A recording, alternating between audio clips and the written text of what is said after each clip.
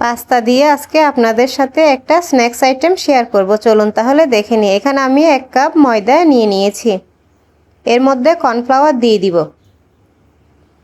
মরিচের গুঁড়া দিব, স্বাদ মতো লবণ দিব, চাট মশলা দিয়ে দিব, দিয়ে সব উপকরণ একসাথে মিক্স করে নিব। এবার আগে থেকে সিদ্ধ করে রাখা পাস্তাগুলো দিয়ে দিব। এখানে আমি সামান্য তেল দিয়ে আর একটু লবণ দিয়ে পাস্তাগুলো সিদ্ধ করে নিয়েছি। পাস্তাটা একটু শক্ত থাকে, ওভাবে করে সিদ্ধ করে নেবেন। পাস্তাগুলো এর মধ্যে দিয়ে ভালো করে মেখে নিব। আপনারা বিকেলের নাস্তায় এভাবে যদি বাচ্চাদেরকে একটা স্ন্যাক্স আইটেম বানিয়ে দেন, বাচ্চারা অনেক মজা করে খাবে। এখন পাস্তার গায়ে যে অবশিষ্ট ময়দাগুলো লেগে আছে একটা চালনির সাহায্যে চেলে নিব।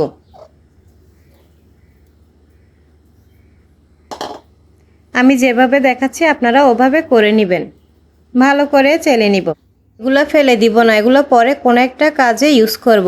এখন চুলায় একটা প্যান বসিয়ে এর মধ্যে পরিমাণ মতো তেল দিয়ে দিব। তেলটা কুসুম গরম হয়ে এলে পাস্তাগুলো দিয়ে দিব। কারণ আমি অর্ধেক পাস্তা দিয়ে দিচ্ছি, কারণ একসাথে সবগুলো দেওয়া যাবে না, অল্প অল্প করে দিয়ে ভেজে নিতে হবে। সবগুলো আমি ছড়িয়ে দিচ্ছি। যেভাবে আমি দেখাচ্ছি ঠিক ওভাবে করবেন, না হলে একটার গায়ে একটা লেগে যাবে। এবার আলতো হাতে নেড়ে দিতে হবে।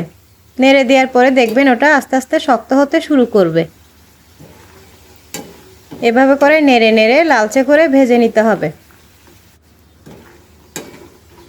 সুন্দর একটা কালার চলে আসলে এগুলো আমি তেল থেকে তুলে নিব।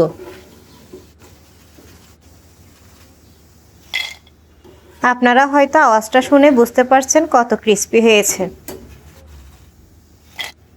এক এক করে সবগুলো আমি যেভাবে করে দেখিয়েছি ওভাবে করে ভেজে নিব। এই পাস্তাটা বানিয়ে আপনারা 1 মাসের মতো সংরক্ষণ করতে পারেন। বিকেলে বাচ্চাদেরকে চচের সাথেও পরিবেশন করতে পারেন। শুধু বাচ্চা বলে না, বড়রাও এটাও পছন্দ করবে। আপনারা চাইলে এটা টিফিনেও দিতে পারেন। এভাবে করে আমি সবগুলো ভেজে নিব। এবার কিছু মশলা অ্যাড করব। আমি এখানে বিট লবণ দিয়ে দিচ্ছি, সামান্য মরিচের গুঁড়া দিব, দিয়ে সব একসাথে ভালো করে ঝেঁকে নিব, যাতে সব একসাথে মিক্স হয়ে যায়। আপনাদেরকে একটা ভেঙে দেখাচ্ছি, আওয়াজটা শুনে বুঝতে পারছেন সেটা কত ক্রিস্পি হয়েছে। এই স্ন্যাক্সের রেসিপিটা কেমন লেগেছে আপনারা কমেন্ট বক্সে জানাবেন। সবাই ভালো থাকবেন। আল্লাহ হাফেজ।